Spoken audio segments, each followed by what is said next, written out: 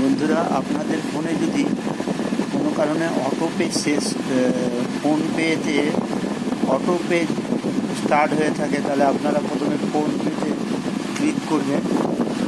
করার পর আপনারা এই যে ম্যানেজ পেমেন্টে মোড়ে যে ক্লিক করবেন, তারপরে এখানে যে অটোপে সিস্টেমটা থাকবে, এটা এই যে আমার এখানে অটোপে করা ছিল, এটাকে আমি ডিলিট করে দিয়েছি। ঠিক আছে, আপনারা যেহেতু delete autopay has been delete, আপনারা দেখবেন এই অরিজিনালের অটোপে এখানে যেহেতু আমার অটোপে নেই, এটাকে আমি ডিলিট করে দিয়েছি। আপনারা কী করবেন, সেই যেটা আর কি ডিলিট করতে চাচ্ছেন অটোপে, সেটাতে ক্লিক করবেন।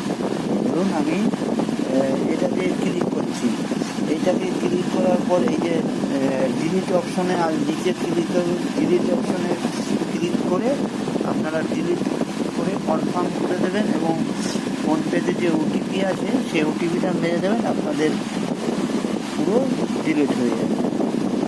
যেরকম অটোপে হ্যাজ বিন ডিলেটেড, এরকম ডিলেটেড অপশন দেখাবে।